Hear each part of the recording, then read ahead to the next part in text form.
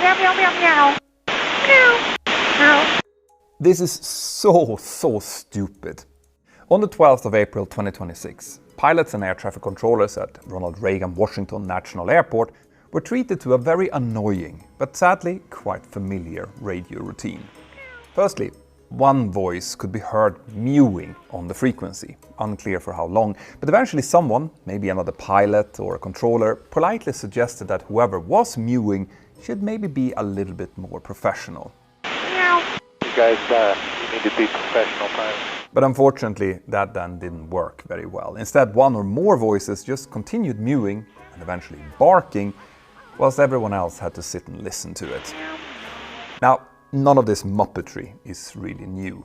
And the reason that it got a lot of attention this time was that it seems like this pilot or pilots decided to do this while they were on the ground at Washington National. And that would therefore mean that they were below 10,000 feet and therefore in a sterile phase of flight, where no non-operational conversations or transmissions should ever occur. This then means that the FAA is now reportedly investigating this and will hopefully find those responsible and apply the appropriate remedy, which might well include pulling their flight or radio licenses. And if their employer get their hands on them, I suspect that they might be demoted or even lose their jobs, which if they do, sadly wouldn't be the first time that it happens. Now, for those of you who think that this is just a bit of harmless fun, trust me, it is not.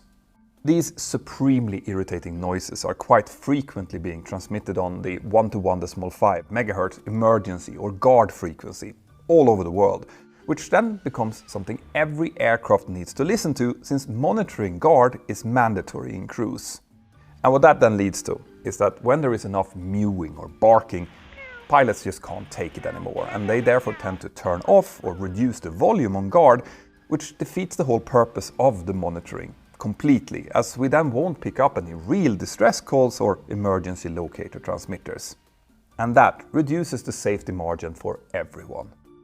On top of this, it's just childish. And when something like this happens, it diminishes the trust in professional pilots by the flying public.